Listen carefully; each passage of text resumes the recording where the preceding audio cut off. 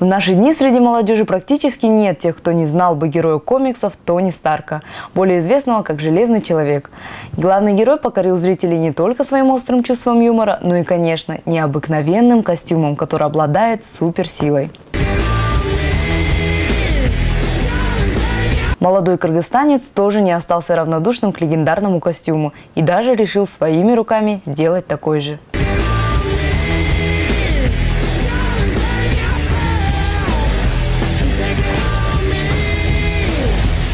Все абсолютно были против того, чем я занимался, потому что, во-первых, дома это химический этот запах, это было просто невыносимо. В гараже я потом, слава богу, туда перебрался и закрывался там. Приходилось работать в респираторе зимой, тоже обогревать гараж и так далее. Друзья все не понимали, потому что, как бы, зачем это надо в наше время, в нашей ситуации во всей этой.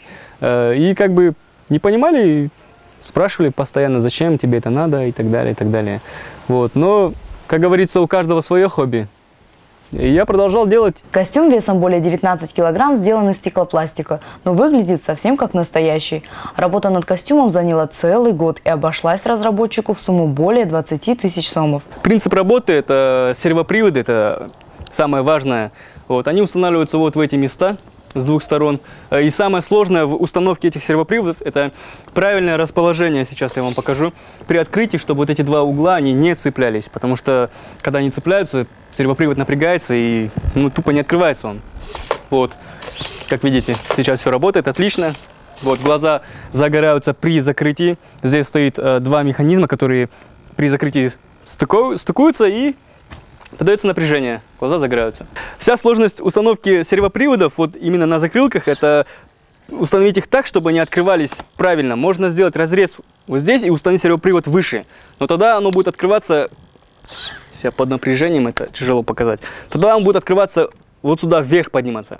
Но это как бы это не есть оригинал, поэтому решение было сделано установить сервопривод вот сюда и поставить, так сказать, амортизаторы, или как их правильно называют. Пример это вот на автомобилях Гольф, Тройка и так далее. На багажниках стоят. Вот сделано это было из шашлычной палочки и обычной ручки. Все гениальное просто. По профессии Азизджан экономист и сейчас работает совсем в другой сфере, которая практически никак не переплетается с его хобби. В детстве, помню, у нас вообще 3 брата, старший брат, правда, он уже старший, у нас двоюродный братишка есть, вот он с нами жил, и мы дома постоянно играли в своего рода косплей, тоже наряжались там, кем-то там, рыцари особенно любили, и вот в детстве, я помню, постоянно мы делали вот из картона шлемы, там, доспехи какие-то пытались сделать, вот как раз вот теперь это все переросло вот в такое вот хобби. В этой маленькой мастерской Азизджан и создавал свое детище. Специально для KeyNews создатель костюма открыл несколько секретов о том, как он сделал легендарную копию. Создаем вот такую бумажную модель, после ее покрываем клеем. Вот. Далее, после покрытия клеем, мы приклеиваем вот такую вот стеклоткань. Она вот превращается, и есть это слово стеклопластик, потому что это расплавленное стекло, и делается из него как бы ткань. Вот. Работать нужно в перчатках, в респираторе, потому что все очень вонючее и вредно для здоровья. Вот. Как видите, после того, как клей застыл со стеклоткани, он превратился вот в такой вот пластик. Вот. Цвет неважно, он бывает разный. Далее покрывается шпаклевкой, шлифуется и доводится до идеала.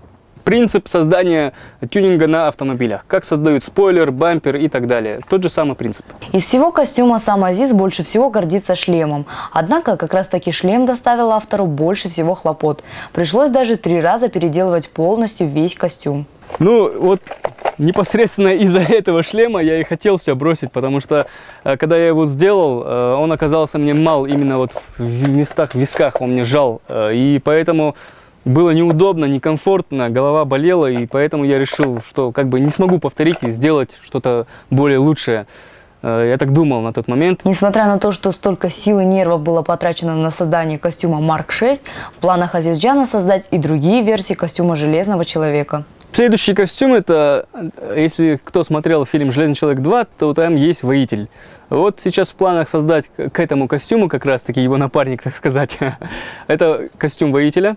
Вот. Далее я хочу сделать Марк 42, это из третьей части фильма, тот, который постоянно разваливался. Вот. И его напарника это уже переработанный воитель в Железного Патриота. Костюмированные игры, так называемые косплеи, в Кыргызстане не пользуются популярностью. Зато за границей заядлые косплееры готовы платить немалые деньги, чтобы воссоздать желаемый образ из фильма или игры. Азизджан уже решил для себя, что будет делать со своими работами. Вот, я зашел на сайт eBay, вот, просмотрел на них цены и был просто удивлен. Также на Amazon сайт, это там китайский сайт, там у них цены стоят $1800 и выше. И также у американцев от 2,5 и выше. То есть, как бы, появились перспективы и возможность продажи этих костюмов по СНГ, ну и по Европе, почему бы и нет. Уже стали поступать и первые заказы на костюм Железного Человека. Автор уже даже принялся за создание новых работ. Но, несмотря ни на что, со своим первенцем Азизджан ни за что не расстанется. Этот костюм я не собираюсь продавать. Продать я хочу последующие костюмы, которые я буду создавать. Вот. Этот костюм, не знаю, это, наверное, да, действительно первый такой вот опыт. И я его хочу оставить просто для памяти, не знаю. Пусть стоит лучше у меня на полке где-нибудь.